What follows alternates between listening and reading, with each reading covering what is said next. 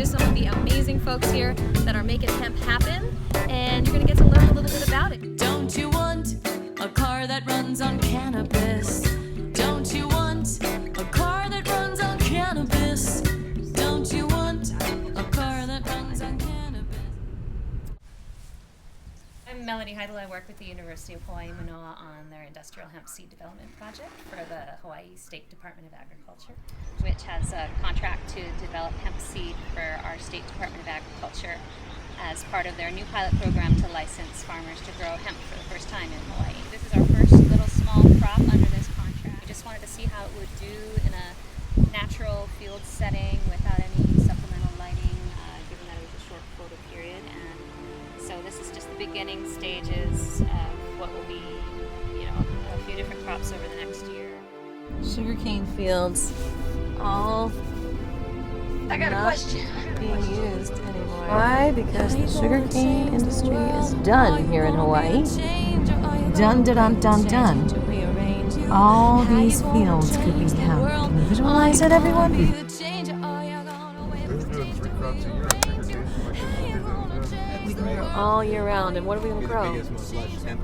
Building materials, biodiesel, ethanol. The equipment that you use to cut down sugarcane is similar to the tractors and the equipment that you can use to cut down the hemp. We got everything in place. Plus, all the sugarcane farmers and all the jobs that were lost can be gotten back, created. So many jobs can be created with hemp being put in the ground here in Hawaii. It's going to happen. And I'm going to dance in those fields.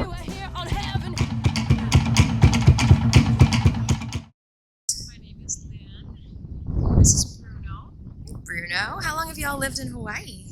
I've lived in Hawaii for 40 years. 7 months I've been taking hemp and I have 0.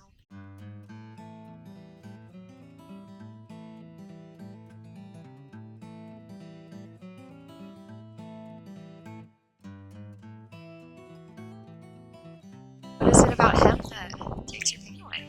I'm not really sure. Cannabinoid and the small THC that's in it. I'm so happy for you. How do you see the future of hemp happening in Hawaii? Well, since the sugarcane is no longer, I see in the next 10 years that all the island will be covered in hemp. I love that vision. Absolutely. Super exciting. How hard do you think it'll be to have a hemp processing factory here? I see one happening in the next 5 years. And you think it could be eco-friendly enough for this Absolutely. amazing paradise? Absolutely. It grows all year round here. So fabulous. Yes. Well, thanks so much for saying hi to the Georgia Hemp Economic Revival Organization. Wish us luck. I wish you luck. I wish Maui luck.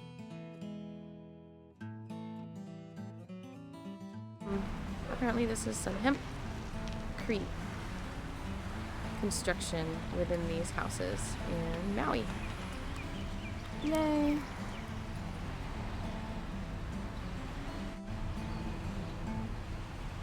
This is the Lapoa Street Farmers Market. We started about 8 years ago. It's a way to bring fresh, organic Maui produce down to South Maui, which is mostly a residential section in a tourist area. So there isn't much availability of fresh fruits and vegetables. So every Saturday morning at 8 o'clock, we pop up in the parking lot, and by 10:30, we're out of here. I'm Steve Rose. I live here on Maui now for 20 years.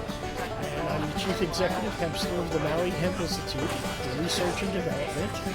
And we're a nonprofit started about 4 years ago by a bunch of us hempsters here on Maui to kind of make way for hemp coming to the islands and make sure that the benefits go to the people who live here.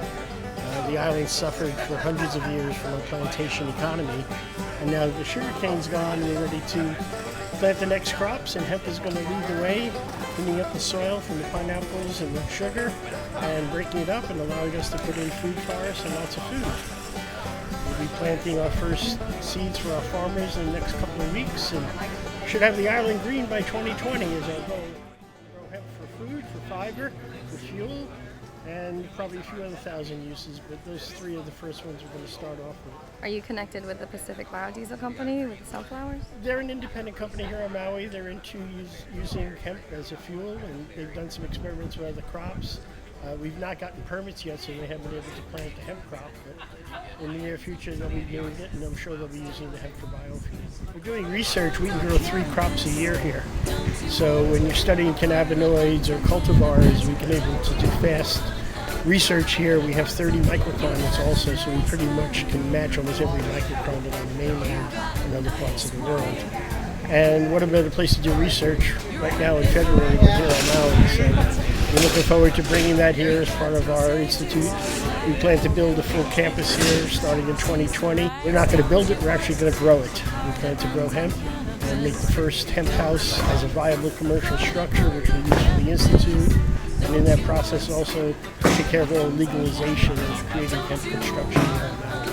It's been a long haul. We had our law passed 2.5 years ago, and the state is finally getting to the point of actually issuing permits so we get some hemp in the ground. But once that's going to happen, which should start major planting hopefully by early next year, then things will really take off. Thanks for everything you do, Steve. You're welcome. You're welcome. And in a year or two, come visit our institute and you can watch our house grow. I would love to. Give me a high five. He invented the design.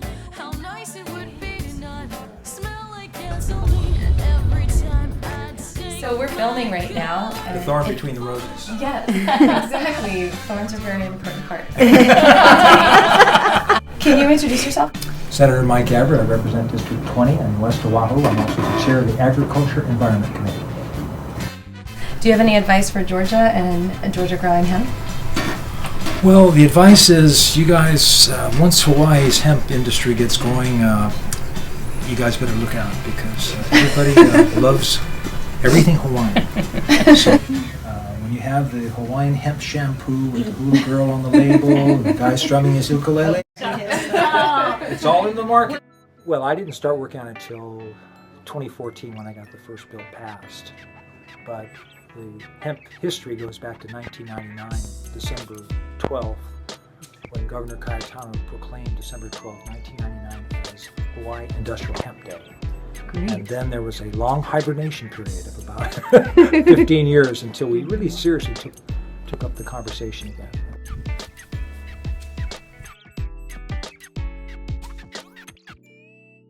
The lead of the project is Dr. Ching Lee, who is with CTAHR, the Molecular Biology and Bioengineering Unit. So we're really happy to be laying some of the groundwork for a new industry in Hawaii. It's just really exciting to be a part of this good work.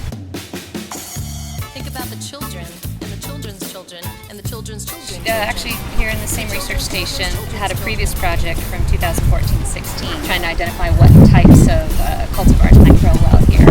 And prior to that, from 1999 to 2001, there was another state legislature mandated pilot project for kind of the same purpose, to try and identify what seed cultivars might grow well here. But then there was a large gap in between because there was a lot of education that needed to happen so people would understand what hemp is and what it can bring as an agriculture and industrial crop for Hawaii. It'd be great if we could have a variety of cultivars to work with to really find what works well and what provides the best product for different avenues that people are wanting to use hemp for. We grew hemp from April through November here in 2015-16 during both seasons, and it did really well. We kind of found that 11.5 hours of daylight and increasing was sort of the magic zone. We didn't actually test it during the shorter daylight period, which is partly why we decided to put the small crop in here in January, just to see if that made a difference. The fiber variety in the 2015-16 project grew to 10 feet tall. It produced very, very well. The seed variety, it reached maturation before the fiber variety did, but it was just loaded down with seeds. So we found from that we could successfully have 2 to 3 crops a year, 2 for sure. We hit 11.5 hours around mid-February, then it increases up to about 13 and a half in the middle of the summer, and then it comes back down. I think it's in mid-October to November. Hit that 10-foot height for the fiber at around 12 weeks. Was on a par with what you get from a typical summer crop elsewhere in the world. The question of will it grow and yield, we've already proven that. That's great. Do you think growing it where the sugarcane fields were would be a good idea? Is that a good climate and good soil? Hemp is so hardy, and it can clean up the soil. It can help phytoremediate all of the various pesticides that were used for years. So I think it would be just a win-win. It doesn't take a lot of water, which is important anywhere, but particular issues with that on Maui, especially with water rights and water usage for people growing kalo and native use. So What do you think it'll take for Georgia to legalize hemp? Staying on it. No, like you. Like we need a you in Georgia. We need a Cynthia in Georgia.